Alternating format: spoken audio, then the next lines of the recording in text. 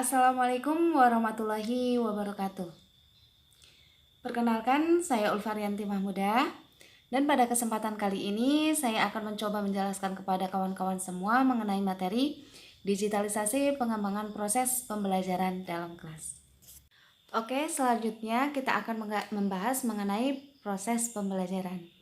Di dalam Undang-Undang Nomor 20 Tahun 2003 tentang Sistem Pendidikan Nasional, di sana telah dijelaskan bahwasanya proses pembelajaran adalah suatu kegiatan di mana menyangkut kegiatan peserta didik dan tenaga pendidik, pola dan proses interaksi antara tenaga pendidik dan peserta didik, dan sumber belajar di dalam suatu lingkungan belajar dalam rangka keterlaksanaannya program pendidikan. Itulah yang dimaksud dengan proses pembelajaran.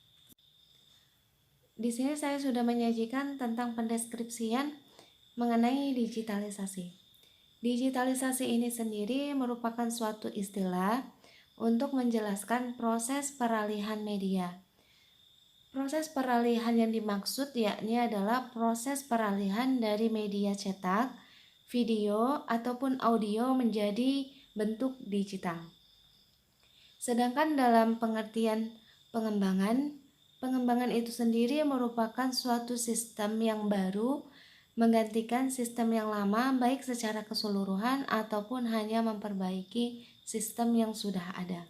Nah, saat ini kita telah mengetahui dan merasakan sendiri tentang perkembangan iptek. Perkembangan iptek yang kita rasakan ini yakni dengan hadirnya teknologi canggih yang sangat membantu di berbagai bidang dan aspek kehidupan. Salah satunya yaitu adalah berdampak kepada pendidikan. Sistem pendidikan dengan adanya teknologi yaitu adalah mendorong kegiatan pembelajaran. Kegiatan dorongan dari teknologi ini sendiri merupakan peningkatan kualitas pembelajaran. Berbicara mengenai peningkatan kualitas pendidikan, suatu upaya yang dapat dilakukan yaitu adalah pengembangan proses pembelajaran yang berorientasi kepada peserta didik melalui pemanfaatan teknologi dalam suatu sistem yang disebut dengan pembelajaran digital. Dengan adanya perkembangan teknologi yang semakin canggih ini, sehingga dituntut kepada orang-orang yang berkaitan dengan pendidikan, termasuk di dalamnya adalah seorang pendidik, harus melek teknologi, dan mereka dituntut harus memahami teknologi sesuai dengan kebutuhannya. Selanjutnya saya akan menjelaskan mengenai ruang lingkup kompetensi bagi seorang pendidik dalam proses pembelajaran digital. Yang pertama yaitu adalah perencanaan serta pengorganisasian pembelajaran, di mana dalam proses pembelajaran digital seorang pendidik itu harus membuat perencanaan dan pengorganisasian pembelajarannya terlebih dahulu. Yang kedua yakni adalah keterampilan penyajian baik verbal maupun nonverbal oleh pendidik. Yang ketiga yaitu adalah teamwork, yaitu adalah kerjasama. Artinya seorang pendidik tersebut bisa bekerjasama dengan orang yang memang sudah canggih dan mahir di dalam teknologi yang akan digunakan di dalam proses pembelajaran. Yang keempat yakni adalah keahlian dalam penguasaan materi pembelajaran. Yang kelima, melibatkan peserta didik dalam pembelajaran serta koordinasi aktivitas lainnya. Artinya, di dalam proses pembelajaran digital, pendidik harus melibatkan peserta didik agar mereka aktif dalam penggunaan teknologi tersebut. Yang selanjutnya yaitu adalah pengetahuan tentang teori belajar dari si pendidik itu sendiri. Yang ketujuh yaitu adalah pengetahuan tentang pembelajaran digital. Yang kedelapan pengetahuan tentang perencanaan pembelajaran. Yang terakhir yakni adalah penguasaan media pembelajaran oleh pendidik. Tentang 3 karakteristik dari digitalisasi proses pembelajaran dalam kelas, di mana yang pertama dalam artian yakni adalah pembelajaran dapat dilaksanakan di mana dan kapan saja. Pembelajaran di era digital berkaitan dengan hilangnya sekat ruang dan waktu dalam proses pembelajaran. Yang biasanya dulu pembelajaran itu identik dengan tatap muka di kelas dan terbatas pada jam-jam tertentu. Digitalisasi proses pembelajaran ini bisa dilakukan di mana saja dan kapan saja.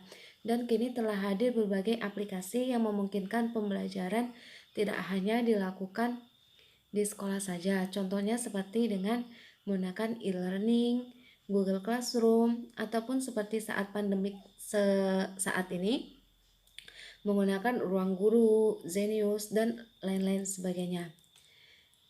Karakteristik yang kedua yakni adalah dengan artian pembelajaran dilaksanakan secara personal.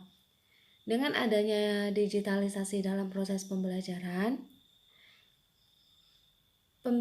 dilakukan secara individu oleh si peserta didik itu sendiri. Masa era digital seperti saat ini, siswa bisa melakukan proses pembelajaran dengan gadget miliknya sendiri dengan memanfaatkan pembelajaran dalam jaringan. Yang terakhir yakni dengan artian peserta didik memiliki kesempatan dan menentukan materi yang akan dipelajari. Karakteristik yang ketiga ini berkaitan dengan pembelajaran yang fleksibel. Dalam artian pembelajaran dalam jaringan, baik itu menggunakan e-learning ataupun aplikasi tertentu, para siswa bisa mengakses dan menentukan materi sesuai dengan kebutuhannya. Adanya fleksibilitas dalam menentukan materi menjadikan siswa memiliki kesempatan untuk lebih berkembang secara cepat dan memilih konten yang berkaitan dengan isu-isu hangat saat ini berkaitan materi yang dipelajarinya. Nah, itulah ketiga dari karakteristik digitalisasi proses pembelajaran di dalam kelas. Dalam teknologi pembelajaran digital, semua proses pembelajaran yang biasa didapatkan di kelas itu beralih menjadi pembelajaran langsung namun virtual. Artinya, pada saat yang sama seorang pendidik mengajar di depan komputer, sedangkan untuk peserta didik lainnya di depan komputer yang berbeda namun berbeda tempat. Itulah yang disebut dengan virtual. Selanjutnya, secara umum ada dua persepsi dasar tentang proses pembelajaran digital. Yang pertama yaitu adalah electronic based learning, yaitu adalah proses pembelajaran yang memanfaatkan teknologi yang berupa elektronik. Artinya, tidak hanya internet, melainkan semua perangkat elektronik seperti OHP, slide, LCD proyektor, tape, ataupun sejauh yang menggunakan peralatan elektronik disebut dengan electronic based learning. Yang kedua yaitu adalah internet based learning. Artinya yaitu adalah proses pembelajaran yang menggunakan fasilitas internet yang bersifat online sebagai instrumen utamanya.